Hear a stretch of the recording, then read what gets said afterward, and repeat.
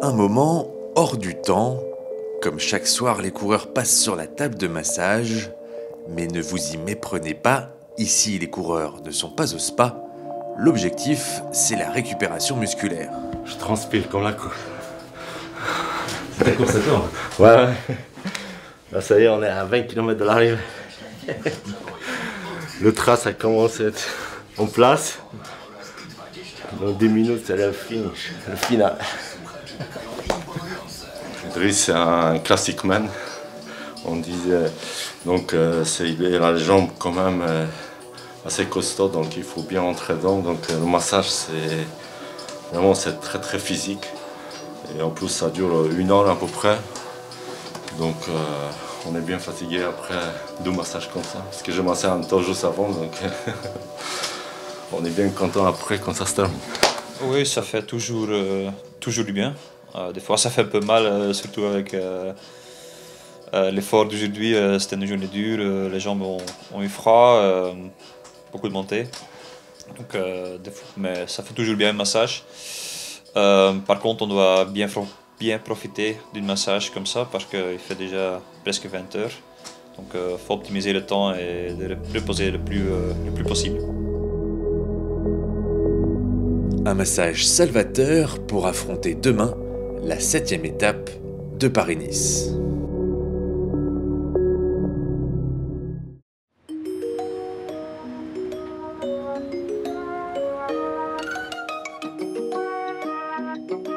La promenade des Anglais accueille le départ de l'avant-dernière étape avec un parcours modifié aujourd'hui dû aux intempéries.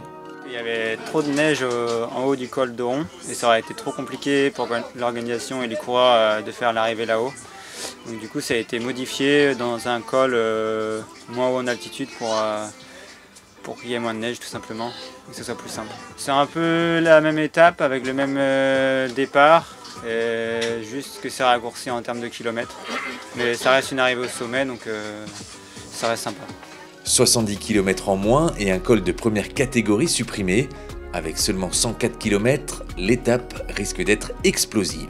Ouais, après ça risque de rouler vite du début à la fin je pense parce que les favoris du général vont sûrement vouloir s'expliquer dans le final vu que c'est la première grosse arrivée au sommet.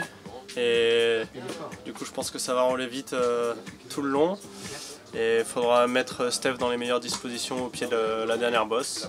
Et puis voilà. Donc tout pour Mathieu, hein. Il s'est battu toute la semaine, vous n'allez pas le lâcher. Hein. On va pas le lâcher. Pierrot, t'as récupéré un peu les jours. C'est désormais le fil rouge de la semaine. Mathieu veut ramener son maillot à poids à Nice. Bah oui, de toute façon, surtout que les points sont doublés en fin d'étape sur le dernier grimpeur. Donc souvent, c'est les favoris du général qui le prennent. Donc pour combler ce manque de points, il faut aller devant et puis ramasser les points en cours d'étape. Et voilà, après, ça booste aussi pour aller à l'avant et puis pour essayer de jouer la gagne sur une étape. Donc c'est une bonne chose.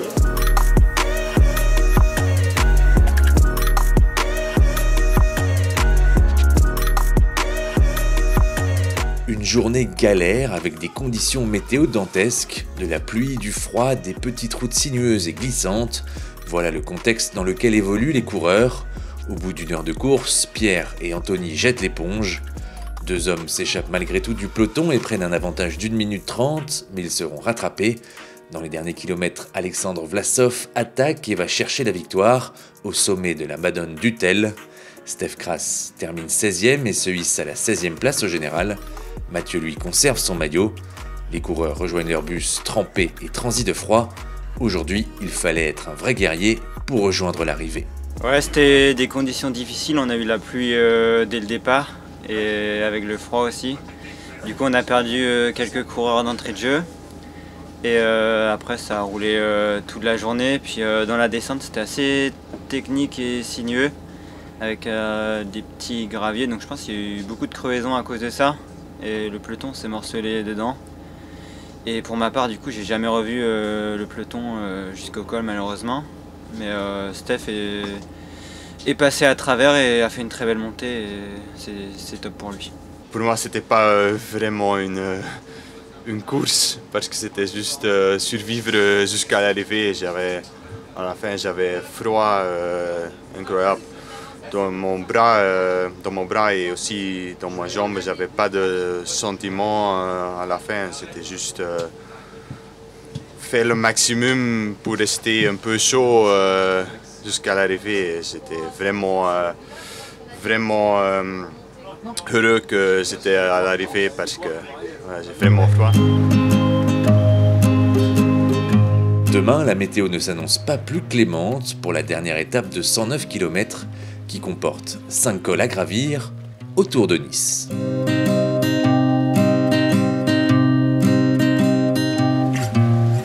C'est gentil, gars.